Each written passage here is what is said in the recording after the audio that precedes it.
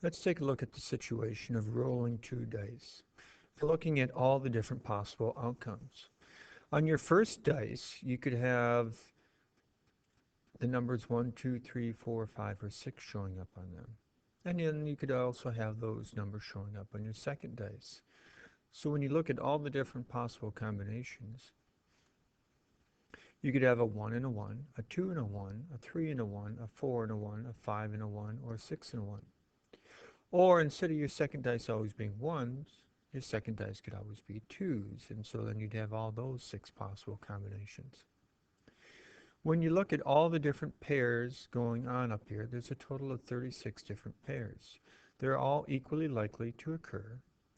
So the probability of each one of these pairs occurring is 1 out of 36. Now your sample space would be what is listed here, a 1 and a 1, a 1 and a 2, a 1 and a 3, a 1 and a 4, and so on until you've listed all the different possible combinations.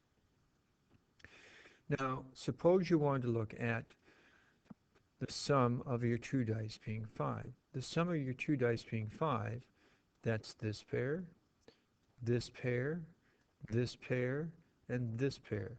When we're referring to sum, we're referring to your answer after you add. And so now we have these 4 pairs that work for us. None of the others, when you look at them, all add up to 5. None of them do.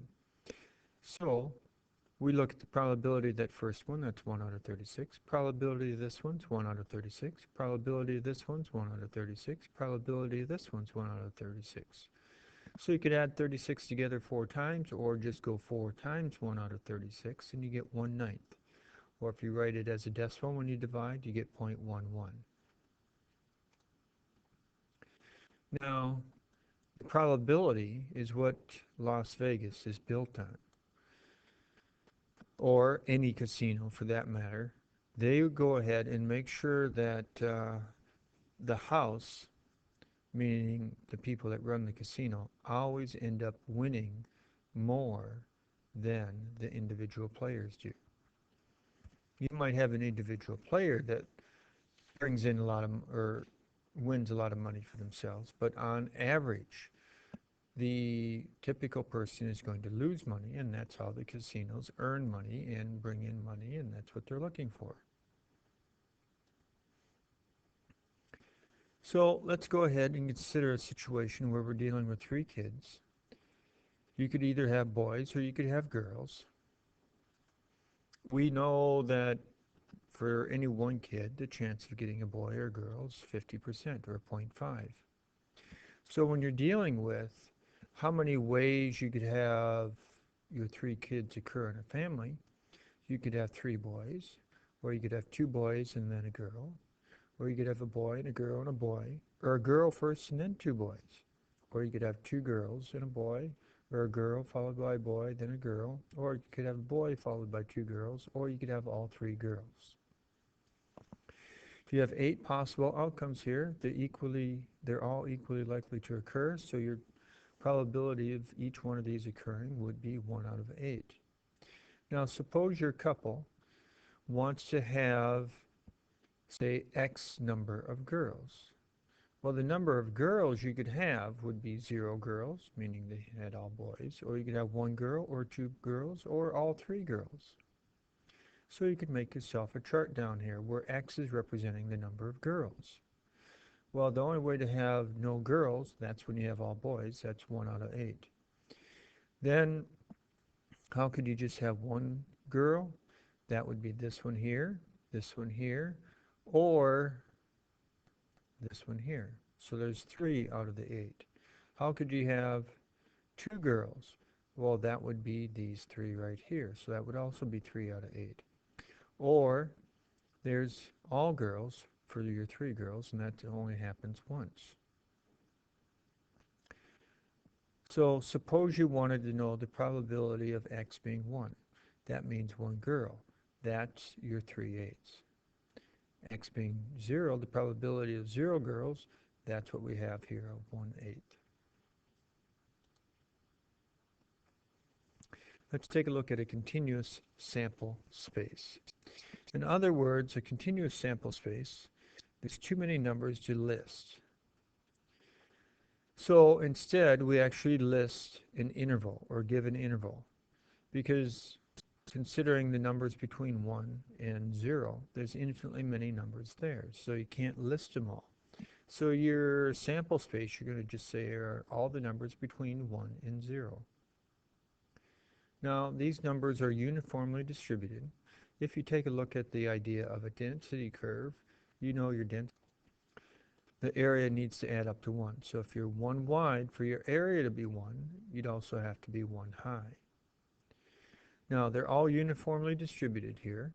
So if we go ahead and take a look at this, and we wanted to take a look at the probability of a number being between 0.3 and 0.7, from 0.3 to 0.7, we look at the area of the orange over the area, the whole square in this case, and we know the area of the whole square is 1. So the area of this rectangle from here to here is 0.4. Your height once again is 1. So your area then is 0.4 times 1, or 0.4, over the total area, which is 1, doesn't change it. So the probability of getting a number between 0.3 and 0.7 is a 0.4. Now, when we're looking at normal distribution, we can also consider the area underneath that type of a curve. When you're dealing with continuous probability for a random variable, they often end up taking on the shape of a normal distribution. Do they have to? No. But when we're looking at this, we're looking at what's the chance that you end up being between x sub 2 and x sub 1? That's just this area underneath your curve. And that's exactly what we were looking back at the previous problem.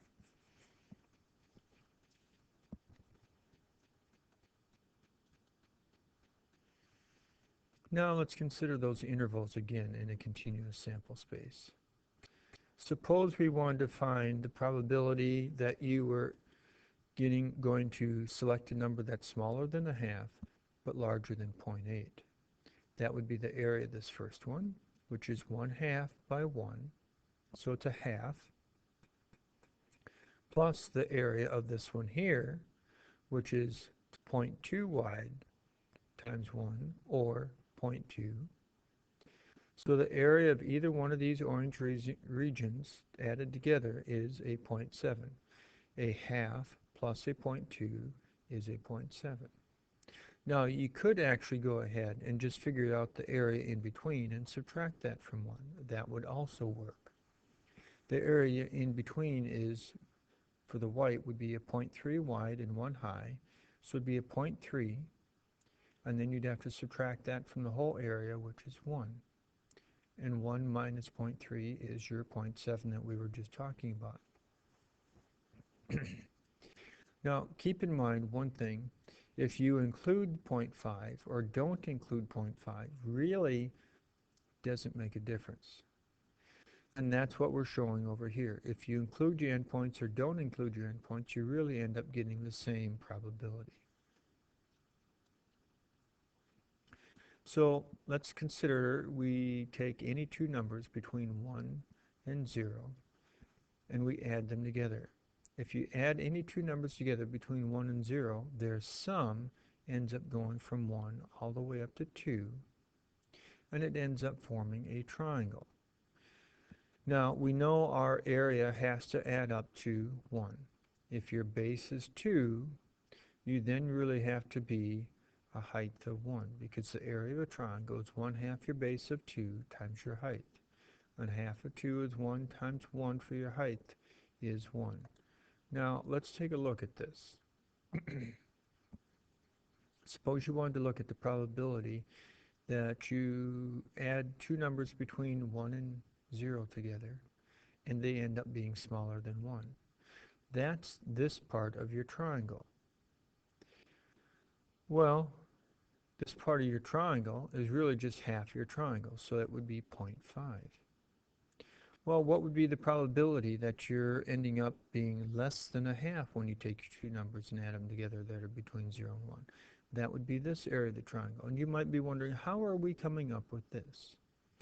Well, if we end up taking this part right here, which we know is 50%, and then I also go ahead and put this in here, we really have 1, 2, 3, 4 areas that add up to 0.5.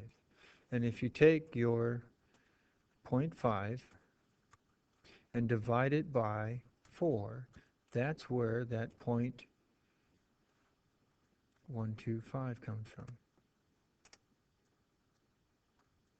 So that's where the area of each one of these smaller triangles would be that. You might be wondering, well, in here we have a 0.25. Oh yeah, that's just two of these smaller triangles added together. And so you add a 1.25 and a 1.25 together to get the area of that square, and you get a quarter, 0.25. Now, if you want to be smaller than a half, that would be in this area down here. So if your two numbers that you choose that are between 0 and 1, the probability that they add together to give you something less than a half is 0.125.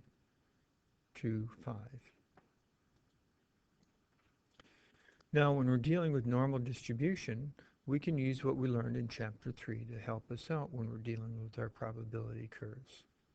Now, to remember back to Chapter 3, you'd have to figure out your z-score. Then you'd have to refer to your table in the back of the book. And remember, your table in the back of the book always tells you the portion that is less. Now, once again, to find your z-score, you want to go your data value minus mu over sigma. Once again, your z-score tells you how many standard deviations you are above or below the mean, and there are no units with your z-score. So let's refer to that women's height situation where our mean is 64.5 and our standard deviation is 2.5.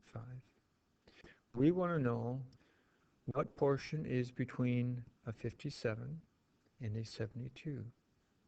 Now, if you go 3 standard deviations above, meaning going your mean and adding 2.5 3 times, you get up to 72. Then you take your mean and subtract 2.5 3 times, you get your 57. Remember, if you're within 3 standard deviations of your mean, that ends up being your 99.7% of your data.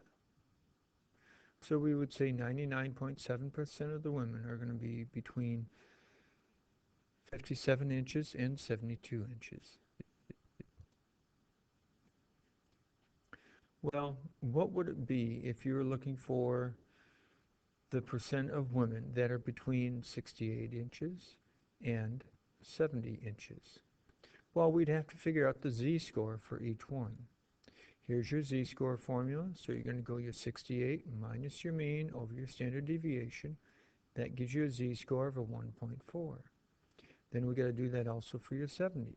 You go your 70 minus your 64.8 over your standard deviation of 2.5, and you get a 2.2. We then want to go ahead and use our table in the back of the book. And then we want to go ahead and find our z-scores of a 1.4, a 1.40, and then we have a 2.20. These are our two table values that we get from the back of the book. That's what these two values here are. And if we're looking for the area in between, all we have to do is subtract the two numbers we get from the middle of your chart in the back of your book. So you take the bigger number minus the smaller number, and we get this. Changing that into a percent, you move your decimal point over 2 places, and you get 6.69% of the women have a height ranging from 68 inches to 70 inches.